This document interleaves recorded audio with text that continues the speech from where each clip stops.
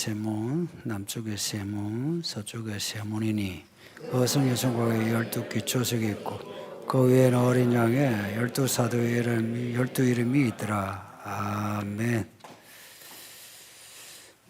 요한계시록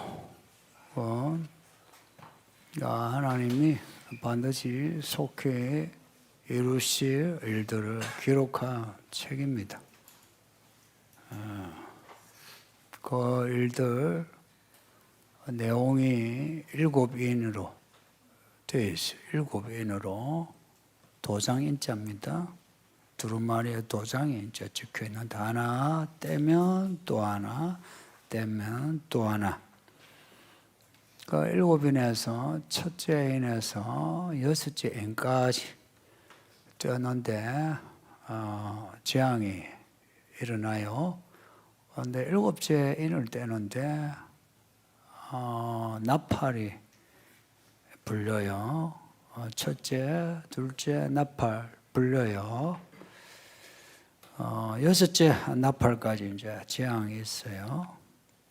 7째 나팔 이제 부는데 이번에는 그 대접이 나와요. 대접 공기, 밥 공기 이야기할 때 그런 대접이 나와요. 그 첫째 대접, 둘째 나와요.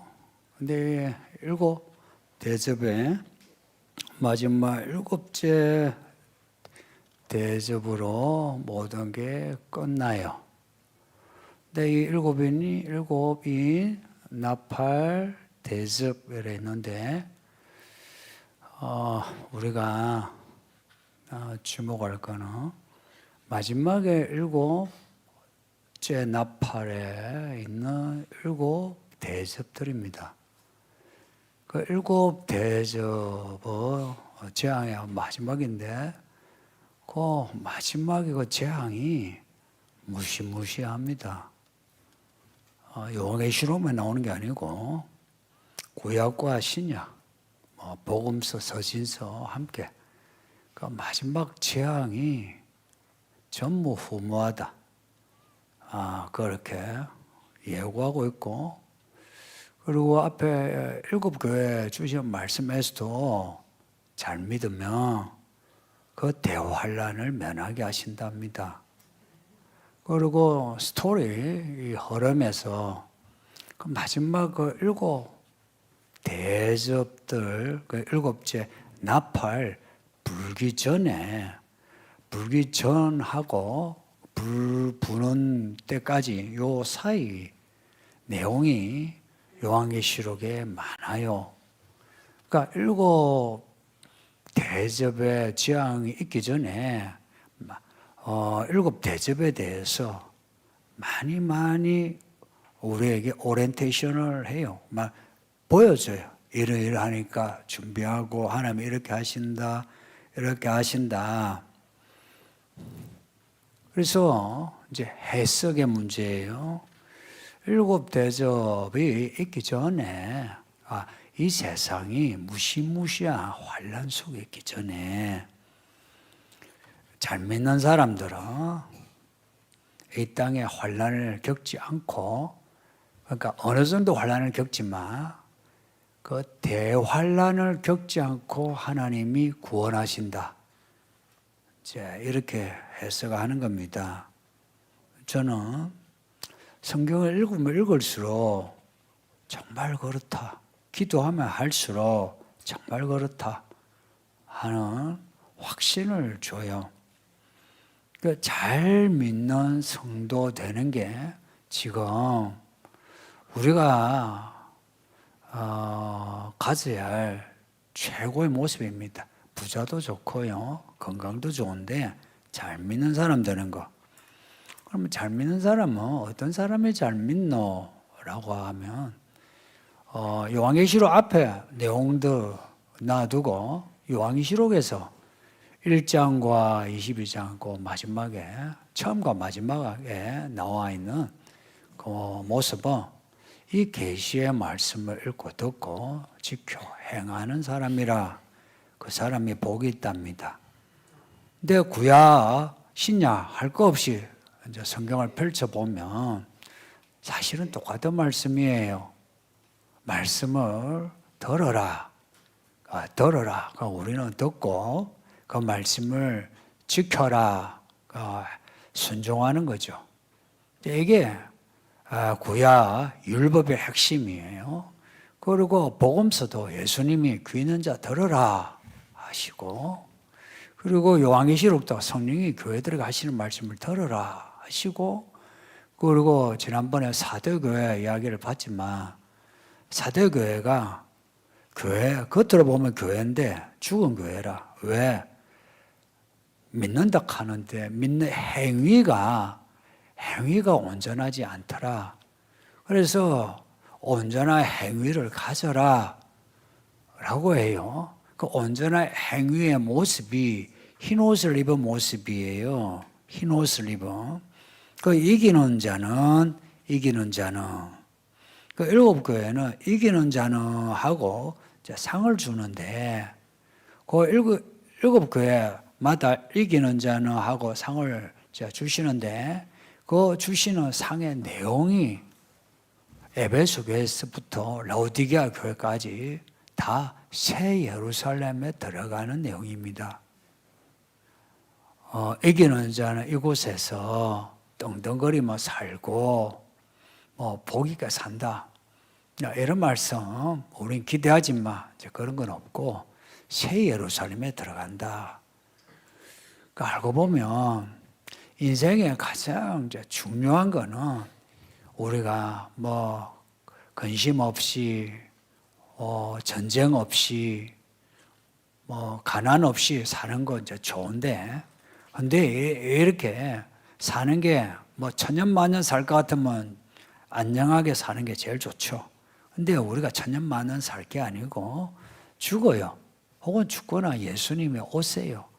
예수님이 오시든지 우리가 죽으면 그 다음에는 천년만년 동안에 하나님의 심판 속에 있습니다.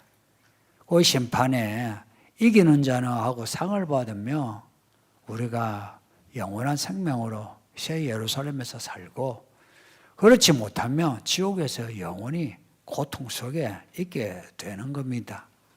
이런 말들, 이 현실 속에서는 여러분이 크게 체감이 안 된다는 거 아는데, 근데 믿음이 뭔지 아세요?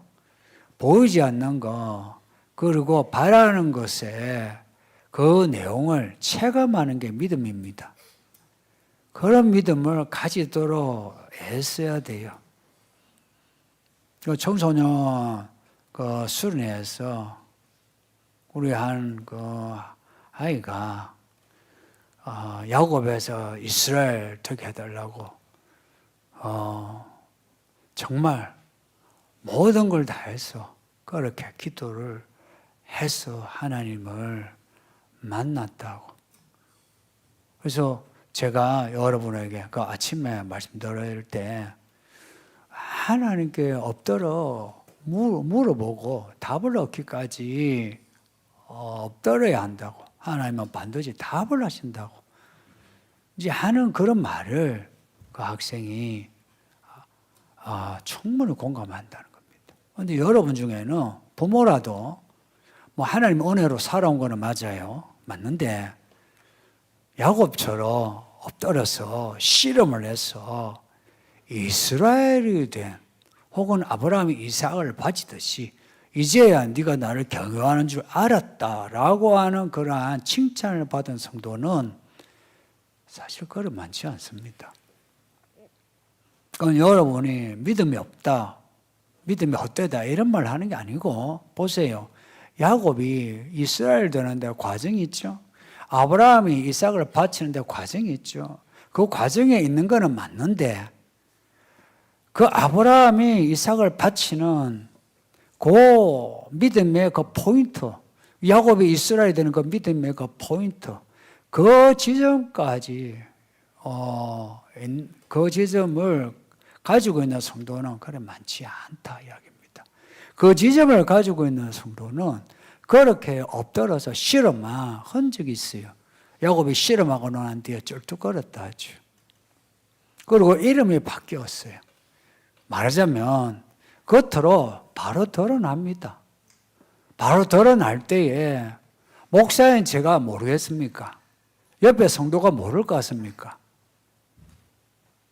가족이 모를 것 같습니까? 알거든요.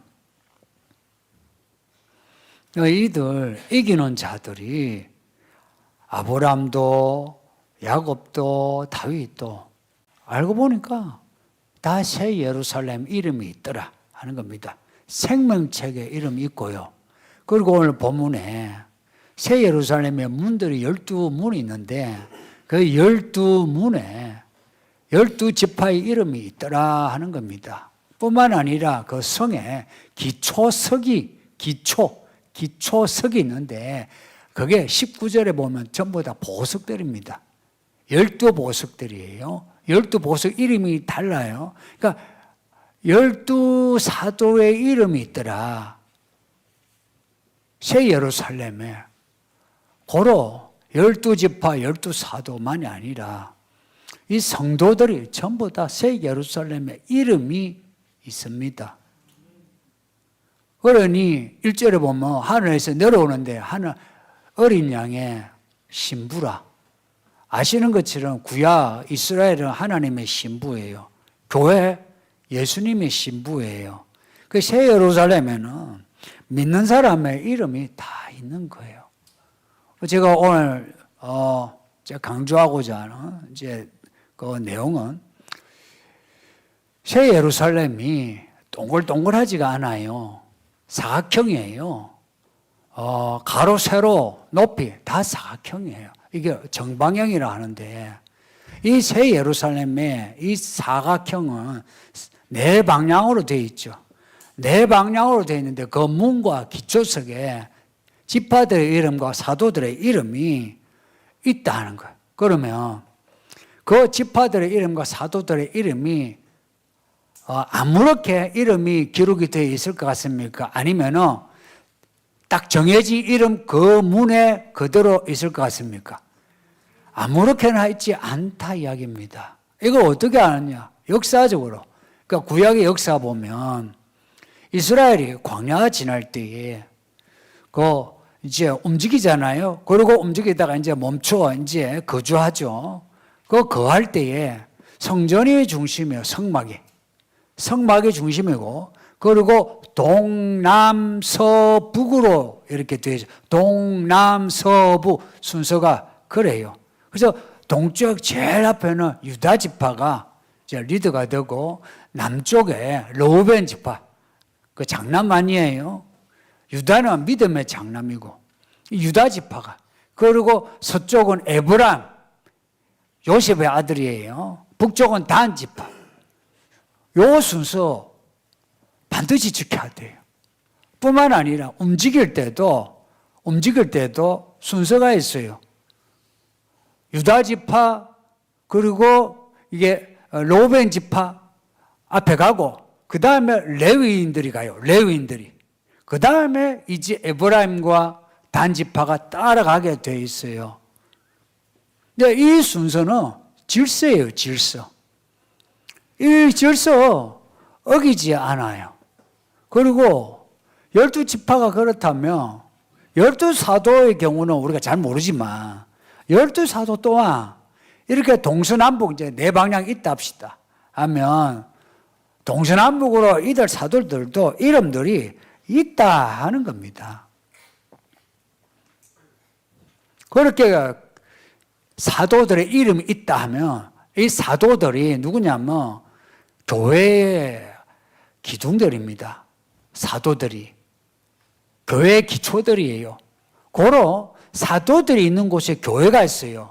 그래서 사도행전에 교회가 어떻게 세워졌노 하니까 사도행전 2장에 사도들의 가르침으로.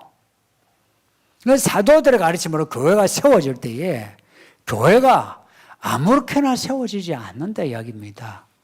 이 교회를 제가 세운 게 아니고 개척은 이 목사가 했다야 하지만 사실은 하나님이 세우시는 교회에 제가 그게 하나의 도구로 따라온 거예요. 저 또한 빌빌거리다가 이렇게 부르심을 받고 교회 목사 개척을 한 거지 뭔가 제가 주도적으로 한 게 없거든요. 하나님이 이 교회를 하나님이 예정하시고 정하셔서 세우셨다. 이 교회만 그러냐? 아니에요. 우리가 보기에 크고 작은 모든 교회를 하나님이 그렇게 정하셔서 세우셨다 하는 겁니다. 근데 우리가 이 교회에 지금 있어요. 이 교회에 있다면 저 개인적으로는 제가 아침에도 말씀드렸지만 교회 사역지 옮기는데 저 무지 마음 소갈이 했습니다. 있잖아요. 뭐 오라고 하는 데가 하나님의 뜻인가? 가는데 사례가 많은데 어떤 교회는 돈 자랑 쫙 하면서 장로님이 목사님이 원하는 대로 전부 다 지원해 주겠다고. 제가 그런 목사입니다. 예? 그렇게 해도 아닌 건 아닌 거예요. 이게요, 희한하게 아니다 하니까 아닌 거예요. 그러니 기다리는데 이거요 쉽지 않아요. 기다리는 게 쉽지 않아요. 기다려서 저도 이 교회에 부르심을 받았거든요. 그럼 여러분은 이 교회에 오는데 어떻게 오셨는지.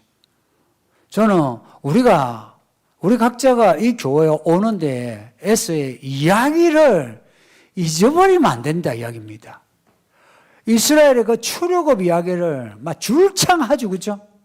똑같이 우리가 이 교회 어떻게 왔냐? 제가 어떻게 이 교회 개척하게 되었느냐? 혹은 신학교를 어떻게 들어가게 되었느냐? 그 스토리를 지겹도록 해야 되고 지겹도록 안에서 또 해야 되는 겁니다. 생각도 해야 되고 말도 해야 되고 해야 되는 겁니다. 왜냐? 그 시작점이 끝을 보여줘요. 그 시작. 그래서 처음 사랑을 회복하라는 이유가 그 처음 교회 나올 때 혹은 이 교회 여러분이 출석할 때, 세례받을 때, 그 처음에 그 마음, 그 방향을 잃어버리지 말라는 거예요. 그래서 곱씹어 생각해야 되는 거라. 곱씹어 생각할 때에, 우리가 이 교회에서, 아니면 다른 교회에 있으면 다른 교회에서 어떻게 교회 생활을 해야 하는지를 내가 마음에 확인할 수 있는 거예요. 확인이란 말을 했어요, 제가. 확인을 해야 돼요. 그냥 어설프게 다녀볼까 해가 안 다녀줘요. 그러다가 뭔가 일이 생기면 상처받았다 그래요. 성도님들, 저는 목회하면서 상처받은 적 없습니다. 어떤 사람은 저한테 상처를 줬다 할지 몰라도 저 1도 상처 없습니다. 어떻게 교회 목회를 하는데 상처를 받아요? 여러분이 어찌하든 상처받은 건 없어요. 오히려 내가 어찌해야 되노? 이런 마음이 생기는 거지.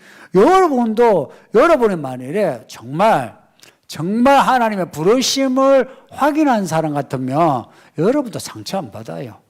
가끔 성도들이 그것도 장로나 권사, 집사대가 상처받았다 이런 소리 하면 자격이 없는 겁니다. 그런 사람, 내 자식에게도 상처받아요. 부모에게도 상처받아요. 그 부모에게도 상처받고 자식에게도 상처받는 사람이 타인에게는 얼마나 많은 상처받겠습니까? 그렇게 상처받는 사람이 그 인격이, 그 마음이 온전하겠습니까? 따뜻하겠어요? 각박하고 황폐하고 날카롭지. 그런 사람하고 옆에 살면 힘들어요. 뭘 하면 상처받았다. 도대체 무슨 상처를 그렇게 잘 받는지. 그렇다고 저한테 상처 주려고 하지 마세요. 한번 해볼까 하고 그렇게 시비 걸지 마요. 근데 제가 강해서 상처를 안 받는다 의미가 아니고 저는 소심하고 뒤끝이 길어요. 소심하고 뒤끝 엄청나게 길어요. 그거 하나님에게 배운 겁니다. 우리 하나님은 뒤끝이요. 딱 끝날 때 끝나지 끝까지 가요. 근데 소심한데 하나님이 계시니까 이게요. 그게 무슨 상처고 이래 딱 생각 먹으면 별거 아니에요. 교회 이제 오신 새신자들은 조금은 이제 예외예요. 근데 교회 좀 다닌, 5년, 10년에 다닌 성도들은 우리가 지금 있는 교회에 대해서, 교회 생활에 대해서 확인을 해야 합니다. 지금 교회만 공부하기를 지금 한 40주, 41주가 돼요. 그러니까 교회를 다니면서 혹은 우리가 언젠가 하나님의 뜻 가운데 혹은 은혜 가운데 다른 교회로 옮길 수도 있죠.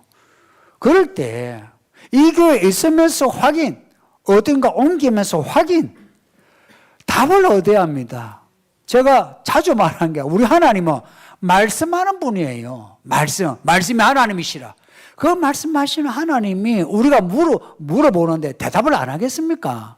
대답을 하는데 성도들이 가끔 하는 말이 응답이 없다 그럽니다. 그렇게 응답이 없으면 교회 생활이 어찌 되겠습니까? 내 자녀, 내 직장, 내 건강, 내 진로 여기에 응답이 없으면 고인물이 되죠. 고인물은 썩어요. 그런 사람이 교회를 오래 다니면 어찌된지 아세요? 처음에는 겸손하죠. 시간 갈수록 시내칼해지고 나중에는 폐악해져요. 악해진다고. 이게 이스라엘 광야 40년에서 보여줄 거예요. 이스라엘이 광야 들어가서 보여줄 거예요. 그리고 교회 생활 제가 신학교 들어오면서 여러 교회들과 이 교회에서도 그걸 봐요. 변화가 없는 사람은요, 결국은 스스로 악해져서 교회에서 저질하거나 스스로 무너져요. 그래서 제가 자꾸 변화를 여러분에게 강조하는 이유가 여러분이 살려면 변화가 안 되면 여러분 고인물이 돼서 썩어버려요. 변화라 이야기입니다. 산 자는 변화가 있어요. 죽은 자는 변화가 없지. 산 자는 하나님의 경륜에 따라서 변화하는 거죠. 변화가 없으면 결국은 자기 머리로 자기가 교회 생활을 해요. 자기 머리로. 그래서 나름의 자기 생각이 있어요. 교회는 이래야 된다, 집사는 이래야 된다, 목사는 이래야 된다, 다 자기 생각이 있어요. 근데 자기 생각인 거라. 그것이 아무리 그럴듯해도 사람들이 100사람이 전부 다 옳다 해도 자기 생각입니다. 100사람이 옳다 해도 그거는 허무해요. 그런데 흔들릴 거 없어요. 제가 별로 안 흔들려고 해요. 그리고 안 흔들려 왔어요. 하나님의 뜻이라 하면은 가능하면요 올인을 해야 되고요. 아니면요 그냥 막 귀를 닫고 눈을 닫고 있는 게 좋아요. 만약에 성도들이 교회를 다니면서 아무런 변화가 없이 마음이 악해져. 왜 악해지냐면 좀 교회 생활이 익숙해지잖아요. 그러면은 풍을 없듯이 좀 아는 척을 해. 그러면서 막 이런저런 저런 말을 해요. 다 이해할 거예요. 다 이런저런 말을 한다고. 그 말이 옳은 것 같지만 그 말이 틀렸고 그 말이 악하다 이야기입니다. 뭐 말하려면 교회 초신자는 이런 말 저런 말 해도 괜찮아요. 아이가요 옹알이하고 막 우는데 다 받아주죠. 갓난 아이가 운다고 때리는 부모 봤습니까? 울면은 다 먹여주고 입혀주고 하지. 그런데 다 큰 애가 여기 앞에 있는 이게 다 지금 졸고 있는 이 아이들만 해도 이 아이들이요 그렇게 해보세요. 그러면 집에 어떡합니까? 우쭈쭈 합니까? 아니면은 벌을 줍니까? 벌을 주지. 밥을 안 주든지 용돈을 안 주든지. 교회도 똑같아요. 연수가 되었는데 되바라진 모습을 보면 교회는 치리를 해야 돼요. 교회의 표지 중에 하나가 말씀과 치리예요. 이거는 신학적 이야기입니다. 교회 표지 마커가 뭐냐니까 말씀이 있는 곳과 치리가 있는. 지금 교회들이 치리가 없어졌어요. 교회가요 목사들이 성도들 눈치 본다고 말을 제대로 못해요. 치리는 뭐 엄두를 못 내죠. 그러니까 이 교회는 교회 좀 연수가 되고 하는데 아무 변화도 없고 막 쓸데없는 그런 말과 행동을 하면 그냥 가야 할 교회가 보내야 돼요. 이게 사도행전뿐만 아니라 바울의 서신서에 계속해서 나와요. 바울이 고린도교회에 보낸 편지를 보세요. 그게 하나님의 교회에 있어야 될 모습인 거라. 새 예루살렘에 12지파 이름 12문이 있고 12사도 이름이 12기초석에 있다. 보석이에요, 보석. 천국에 누가 들어가노 하니까 믿음이 보석 같은 사람이 들어가지. 성도님들, 우리가 원래 보석입니까? 아니면 똥입니까? 우리는 원래는 똥이에요. 자기를 좀 이 보석까지 여기는 분 있죠. 여자분들 좀 착각하지 마세요. 똥이거든요. 저는 제가 똥이라는 거 개인적인 이야기입니다. 하나님이 보여주셨어요. 신학 가기 전에. 제가 잘났다 이랬는데 꿈을 꿨는데 하나님이 제 얼굴을 보여주는데 똥이 아니고 그런 게 있지.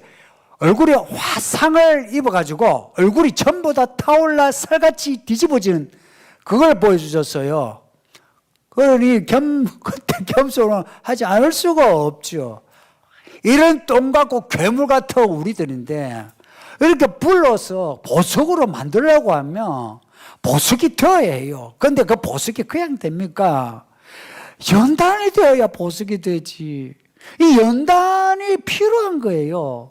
교회 생활은 연단입니다. 마음에 드는 사람 다 마음에 들지 않아요. 마음에 드는 목사 다 마음에 드는 목사 아니에요. 마음에 안 들어도 이런 겁니다. 저 사역할 때 그랬어요. 하나님이 보내신 그곳에는 내가 있어야 되고 해야 할 일이 있다. 그냥 100% 그냥 막 딱 결론을 내리고 시작했어요. 똑같이 여러분도 이곳에 하나님 보내셨다면 여기서 연단을 받아야 돼요. 연단 받는다는 거 보세요. 새 예루살렘이 모양이 어떻던가요? 동글동글해요. 정방이에요, 정방형. 반복해서 말씀드리지만 정방이에요, 정방형. 정방형은요, 가로 세로가 같고 높이가 같아요. 그리고 정방형이란 거는요, 직사각형도 아니고 정방형이란 거는요, 중심에서 어디를 가도 거리가 같아요. 정방형은 균형과 공정, 평등, 혹은 그 선 있죠. 그 하나하나의 그 사각형의 선 있죠. 아래 위로 선 있죠. 이게 선이 있다는 거는 유한하다는 거예요. 무한하지 않다 이야기예요. 유한한데 완전해요. 성도님들, 사람들이 뭐 완전하다면 무한하고 자꾸 연관시켜요. 우주는 그렇게 했죠. 무한한 우주 그러죠. 그러나 하나님의 나라는요, 하나님이 정해놓은 선이 있어요. 그 선 밖에는 하나님의 나라가 아니에요.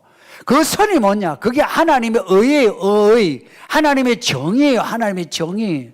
그 안에 우리가 12지파, 12사도가 각 방향에 있단 말이에요.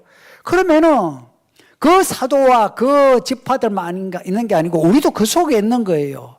그 속에 우리가 있는데 이 교회만 딱 생각해 보세요. 이 교회를 정방향의 교회를 생각해 보세요.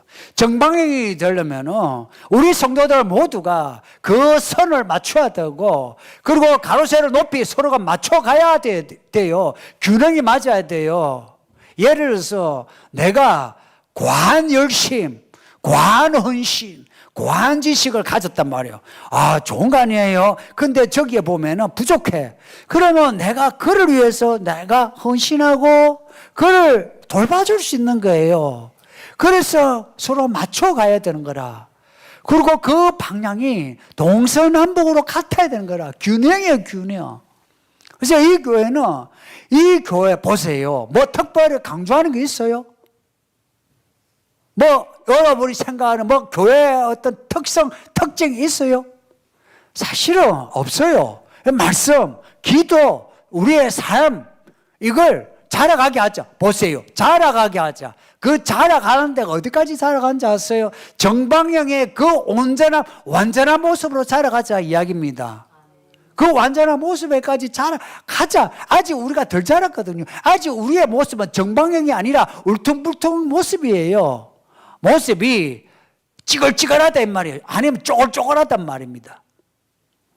그래서 이 주신 기회에 우리가 서로 합력하여서 주의 말씀 안에서 서로가 서로의 역할을 다 하면은, 그러면 이 교회가 정방향의 모습을 하게 된다는 겁니다. 이렇게 교회가 자라야 되는데 본인이 자라지 않죠. 보세요. 내가 안 자라면 어떻게 돼요? 내가 안 자라면 내가 그냥 가만히 있습니까? 안 잘하는 사람은 반드시 다른 사람을 방해하게 돼요. 그렇지 않던가요? 안 잘하는 사람이 가만히 구석에 처박혀가지고 가만히만 있습니까? 절대 그렇지 않아요. 살아있는 사람은 안 잘하면 고임으로 반드시 썩어요. 썩어내가 나는 거라. 그럼 같이 썩게 하는 거라. 같이 어울리면 같이 썩어요. 그래서 믿음이 있는 사람은 약간 구별을 하죠. 분별도 하고 통찰도 하죠. 그러나 믿음이 약한 사람은 좀 잘해주면 어떡해요? 그러면 아이고 저분이 나를 좋아하나 해서 같이 어울리죠. 그러면 어울리면은 고인 사람은요 말하는 것마다 똥내를 내요. 똥내. 원래 똥이잖아. 그 똥내를 내면서 말하는 거예요. 약한 사람을 옛날로가 믿기 전으로 자꾸 돌아가게 하는 거라. 그래서 여러분은 특히 이 시간에 있는 여러분은 이 교회 약한 분들을 지켜줘야 돼요. 지켜줘야 된다고. 동서남북으로 지켜줘야 된다고. 그냥 놔주면 안 돼요. 그래서 아침에 말씀드린 대로 우리는 아이나 어른이나 여자나 남자나 있는 자나 없는 자나 높은 자 낮은 자나 우리는 똑같이 대할 수 있고 접근할 수 있어야 돼요. 좀 험하게 생겼대가지고 겁을 먹어가지고 아이고 피하고 그러면 안 되고요. 어느 누구든 간에 우리가 이 교회에 같은 믿음으로 같이 가기 위해서는 같이 접근을 해서 같은 믿음이 되어야 하는 거예요. 이게 정방향의 새 예루살렘의 교회의 모습이에요. 이 교회만 아니에요. 다른 교회도 그래요. 저의 진짜 바람은 온 교회가 다 부흥이 되고 그 성도들이 전부 다 자라가지고 교회들마다 제 역할을 한다면은 정말 우리가 생각하는 그 교회 간의 연합이 되고 뭐 같이 체육대회 한다고 하나 되는 거 아니에요. 예전에 교회 간의 연합회가 노예에서 체육대회 하다가 교회끼리 싸우고 난리가 났어요.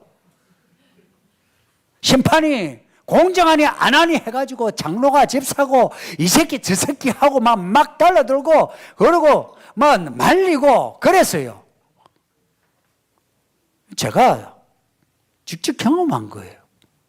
그렇게 해서 연합되는 게 아니고 저는 이 교회 목사로서 목사가 노릇을 잘하고 여러분 이 교회 잘하고 그 정방에게 모습이 딱 온전한 믿음이 되면 하나님의 나라가 보여요. 그 나라를 보면은 어느 교회를 보든 어느 성도를 보든 간에 그 마음이 정의로워지는 거라. 정의로워지는 거라. 그러면서 하나님의 그 온전한 뜻에 대해서 자각하게 되고 그 뜻을 향해서 가게 되고요. 여기까지 질문이 2개가 있습니다.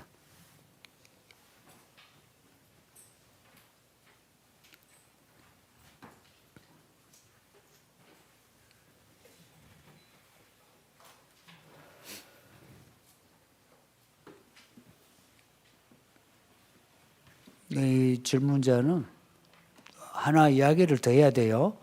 하나님께서 택하신 직장도 있는 걸까요? 저는 연봉이 많고 내가 마음에 드는 곳으로 갔었는데요. 그런데 이 직장이 마음에 안 들어요. 라고 하든지 그럼에도 연봉도 마음에 들고 직장에 익숙해서 생활하기 좋아요. 라고 하든지 그에 대한 말씀이 있어야 제가 조금 더 말씀을 구체적으로 드릴 건데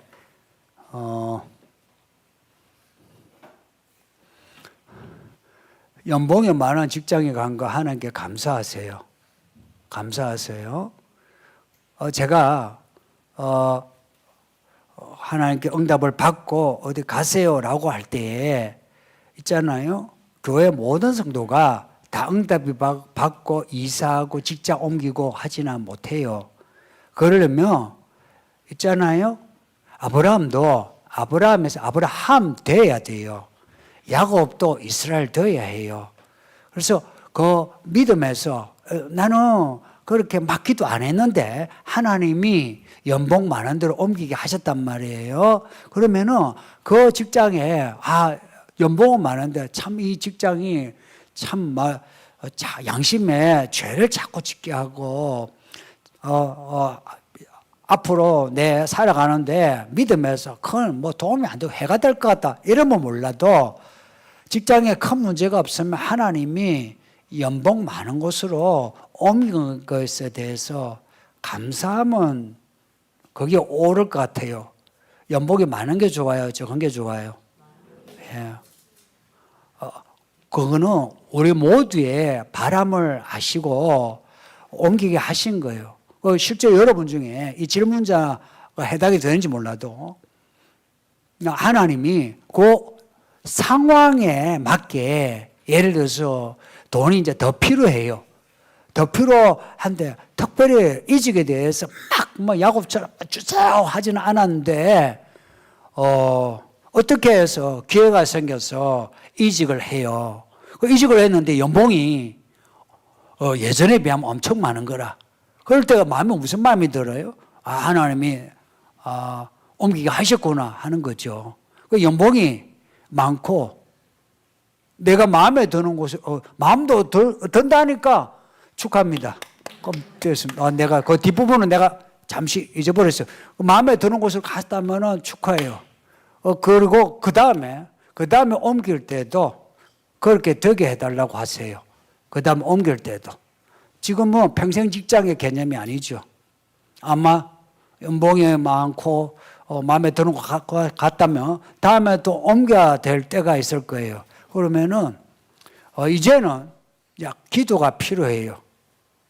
그 경험을 한 사람은 기도가 필요해요. 하나님 준비된 곳으로 내가 갈 수 있게 해달라고 그렇게 하시고 만일에 이번에 연봉이 많고 마음에 드는 곳을 갔다면 그 다음에는 하나님 다음에도 연봉이 많은데 가게 해주시고 내 마음에 드는 곳을 가게 해주소서라고 하는데 그 앞에 전제를 하나님 연봉 많이 주면 제가 하나님 위해서 돈도 쓰고 내가 하나님의 뜻대로 살겠습니다. 앞에 붙이세요.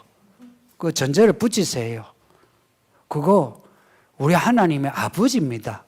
아버지 눈치 보는 거 그거 나쁜 거 아니에요. 그러면 하나님은 그런 말들을 되게 좋아하십니다.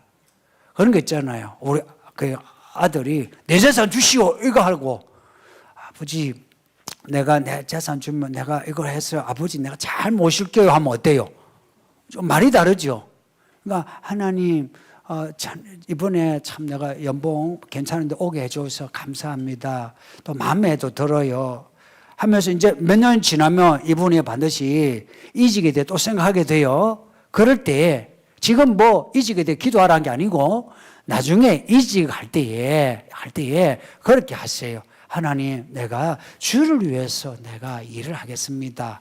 앞에 하나님이 듣기 좋은 말을 해야 돼요. 듣기 좋은 말을. 그리고 그 다음에 하나님 전에 연봉 많은데 오게 하시는데 이제 더 많이 연봉 가지게 해주세요 하면 제가 나이도 들고 쓸 돈도 많고 내가 하나님 이름을 위해서 내가 사람들에게 내가 교회에 내가 많이 베푸겠습니다. 그러세요. 그러면은 진짜로 하나님이 그렇게 하십니다. 이분은 은근히 자랑하시는 거네.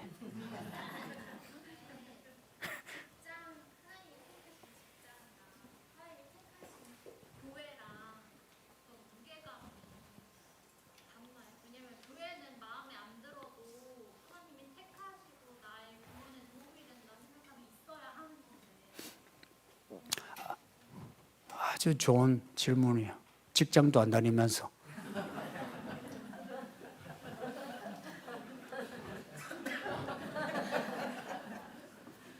똑같아요. 참 중요한 질문이에요. 여러분의 직장이 여러분의 인생에 그냥 단지 돈만 버는 가치만 있나요? 여러분 삶에 전반적으로 영향을 미치나요? 영향을 미쳐요. 그래서 직장 생활을 잘 하셔야 돼요. 우리 성도 중에 한 분은 직장 생활이 되게 힘든데 본인은 나이가 있어. 근데 내 윗사람이 자기보다 나이가 적어. 우리 한국 사회는 알죠? 이 나이가 우열 아닙니까? 그 직장 생활에 그 나이 어린 사람의 보스의 그 갑질 아닌 갑질들 많잖아요. 그거 견디는 거 쉽지 않아요. 어디 갈 데가 없어서 견딜 수밖에 없는 것도 있고, 혹은 갈 데가 있어도 내가 견뎌야 될 때는 견뎌야 돼요. 만일에 하나님이 어딘가 가게 하시면 가는데, 근데 그게 아니면 그 직장을 교회 생활하는 마음으로 해야만 해요. 우리 성도들의 이 문제를 좀 생각을 잘 안 하세요. 직장을 택하고 직장 생활하는 거하고 교회하고 분리를 시켜요. 그게 분리가 되면 우리 생활에 하나님의 나라의 반을 그냥 잃어버려요. 또 어떤 분은 또 하나 가정. 여러분의 결혼한 분, 배우자는 마음에 들어요? 어떻게 우리 새 신랑 새 신부는 나 모르겠지만은 집에서 싸우고 마음에 드시는가요? 이렇게 새 신랑 새 신부가 있으니까 좋아요. 예. 근데 살아보니까 마음에 안 들어요. 처음에 마음에 들었는데 마음에 안 들어요. 마음에 안 들면 어찌해야 돼요? 마음에 안 들면. 마음에 안 들면 어찌해야 되냐고. 싸워야 돼요? 각방을 써야 돼요?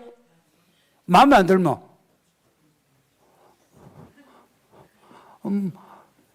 부부간에 마음에 안 드는 것은 있을 수 있어도 그 사람이 마음에 안 들면 안 돼요. 이런 부분은 마음에 안 드는 건 어쩔 수 없어요. 그런데 그 사람은 마음에 들어야 해요. 그래서 그 사람의 어떤 부분은 그거 가지고 서로 트러블은 있을 수 있어요. 그런데 그 사람 자체는 그냥 다 받아줘야 돼요. 그리고 그 안에 있는 개별적인 하나하나 마음에 들고 안 들고 하는 거는 서로가 개별적으로 맞춰가야 돼요. 맞춰가야 돼요. 그런 거 있잖아요. 내가 사랑한다고 내가 그냥 꾹 하고 참아만 줘보세요. 나중에요. 그냥 폭발해버려. 그걸 이야기를 하고 아니면 내가 거기에 좀 더 이렇게 그 정반합으로 뭔가 맞춰 갖춰야 돼요. 그렇게 해서 그 부분을 서로가 고쳐가야 돼요. 부부간에는. 전체 받아들인 거는 그거는요 전제고, 그 다음에 부분적으로요 맞춰가야만 해요. 그걸 사랑한다고 뭐 전부 다 덮어주고 덮어주는 것 같죠. 전부 다 꿍하고 언젠가는 터지는 거죠. 내가 얼마나 참아놓은데 이렇게 나오죠.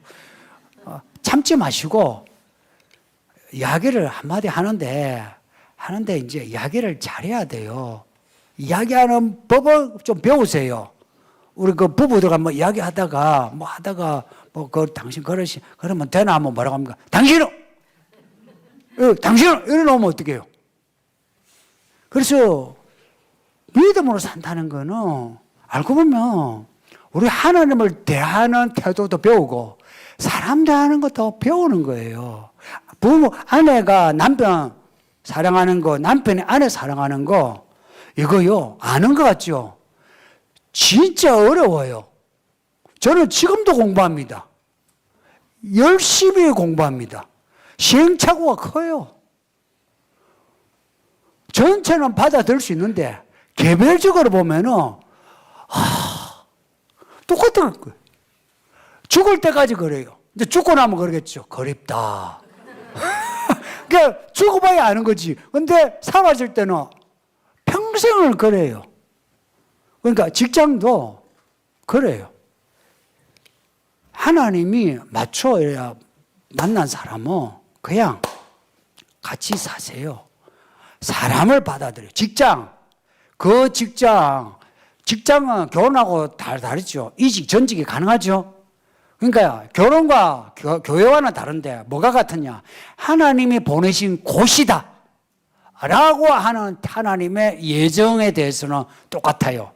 거기에서 생활하는 동안에는 마음과 뜻을 다해야 돼요. 나 여러분 가끔 이런 말 들어요. 좀 섭섭해하지 말아요. 내가 이 직장이 이 돈 받아가지고 내가 되겠나? 내 뭐 아깝다. 돈이 적다. 이 소리죠. 성도님들, 여러분의 그 어떤 재주가 그렇게 큽니까? 여러분이 연봉을 얼마나 받든지 그걸 떠나서 우리가 어디 가가지고 내가 돈 받은 만큼만 일해주지 하면서 딱 뭐 얄짤없이 자를 만큼 여러분이 그렇게 재주 있는 사람입니까? 그렇지 않아요. 어느 직장에 가더라도 예를 들어서 10만 원 받든 100만 원 받든 1000만 원을 받든 간에 내가 참 이래 일하는데도 내가 100만 원을 받네. 열심히 일해야지. 이렇게 해야 돼요. 그렇게 해야만 되는 이유가 있어요. 하나님이 그곳에 보내셨거든. 여러분의 연봉이 많은 데로 가면 좋은데 연봉이 어떠하든 간에 거기에는 연연하지 마세요. 있는 동안에는 그냥 감사하면서 있으세요. 있는 동안에는 그냥 감사하면서 있으세요. 그리고 옮기갈 때는 옮기면 되고요. 그 다음.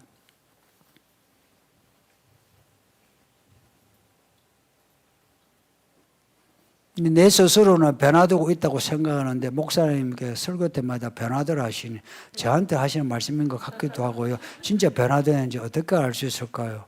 아이고 당신은 변화되셨네요. 있잖아요. 변화되고 있는 사람은 자기가 변화되고 있는 그 관성을 못 느껴요. 변화되고 있는 사람은 자기의 변화를 잘 감지 못해요. 변화되지 않고 가만히 정지된 사람이요. 돌아보고서요. 내가 봐라. 담배도 끊었다. 내가 술도 끊었다. 그런 소리하고요. 변화되고 있는 사람은 자기가 그동안 변화된 거 그걸 나열을 하지 못해요. 왜냐? 변화라는 거는 변화되어 과정을 보고서 하는 말이 아니고 변화되어야 할 저 표대를 봐야만 변화가 돼요. 근데 내가 여기서 내가 이만큼 변했는데 내가 예전에는 성격이 이랬는데 내가 많이 죽었다 이런 말 하죠. 그 말 자체가 약간 정체되고 있다는 거고요. 그러니까 이분이 내가 변화되고 있다고 생각하는데 변화되라 하시니 저한테 하는 말씀 같다면 그러면은 이분은 맞아요. 왜냐? 변화되고 있는데 보세요. 저 푯대가 보여요. 푯대를 보고 가는데 여러분이 어떤 산 정상을 향해 가죠. 가는데 좀 걷다 보면은 얼마나 남았습니까? 하면 내려온 사람에게 물어보죠. 하면은 다 됐습니다. 그러죠. 다 똑같이 내려온 사람 똑같이 조금만 가면 됩니다. 그래요. 좀 더 가면 어때요? 조금만 가면 됩니다. 그래요. 근데 가도 근데 결국은 가긴 가죠. 그러니까 이분은 변화되고 있는데 본인이 내가 정체되고 있나? 그래서 자꾸 저 목사가 자꾸 변화되라고 하나? 내가 어찌하다노 하죠. 이분은 분명히 지금 변화되어 가고 있는 중이라 변화되는데 저 푯대가 확실하니까 푯대가 그냥 산 중턱 같으면 이제 다 왔네. 저기까지 가면 된다 싶죠. 그런데 푯대가 산봉우리가 되니까 가도 이만큼 왔는데도 내가 왔나? 내가 믿기는 제대로 믿나? 이런 마음 들지 않겠어요? 또 왔는데도 많이 왔어요. 왔는데도 내가 제대로 왔나? 이런 마음이 드는 이분은 변화되고 있다고 제가 생각하는데 계속 이 마음을 가지세요. 저도 목사로서 표대가 멀어요. 그래서 항상 민망하고 약간은 자괴감이 있어요. 제가 나이가 딱 이제 60에 넘고 이러니까 제가 60의 목사의 모습의 이 정도가 이게 아니거든요. 저 되게 눈이 높았어요. 근데 제가 이 나이 딱 되니까 이게 말하자면 비루하고 천박하고 이런 거예요.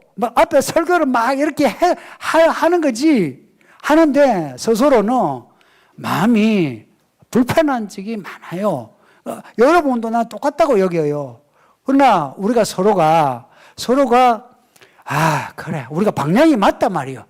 맞고 거리가 먼 것 같지만 우리가 거리가 먼 것 같아도 결국은 그리스도 예수의 은혜로 우리가 축지법을 하나님이 주셔가지고 반드시 가게 하십니다. 그러니 거리가 얼마나 멀든 간에 거기에 나 멀었다, 나 그만둘 하지 마시고 그냥 가는 겁니다. 그냥 가는 겁니다. 그 관성 그거 그냥 가는 거예요. 그것을 감지 안 해도 돼요. 그냥 지금 변화되고 있는 요 모습을 계속 이게 스텝을 여러분이 읽지만 않으시면은 가는 겁니다. 그걸 옆에 사람이 이야기해 줘요. 아이고, 달라졌다고. 그러면은 여러분은 뭔가 느껴요. 내가 달라졌구나. 그리고 사람들의 말, 그 다음에 사건이 일어나요. 하나님이 보여주신 사건이 일어나요. 아까 앞에 질문에 그 다음에 이직과 전직 뭐 할 때에 하나님이 너 잘 믿었다. 내가 상을 주마 하고 새로운 직장을 주시는 거라. 그리고 교회에 일을 하시는 분은 사람을 얻게 하시는 거라. 사람을 얻게 하셔서 하나님이 그래 너 수고했다. 그래 너 잘했다 하고 하나님이 뭔가 표를 주시는 거라. 성도님들 하나님이 이렇게 하신다는 거 의심하지 마시고 믿음에서 믿음으로 변화에서 변화로 끝까지 가시기를 바랍니다. 예. 말씀 생각하면서 한 1분 정도 기도하겠습니다. 다 같이 기도해요. 아버지 하나님 고맙습니다. 오후까지 예배하게 하시니 감사합니다. 우리 성도들이 다 주의 말씀 안에 있어야 할 교회에 있게 하시고 해야 할 역할 할 수 있게 하시고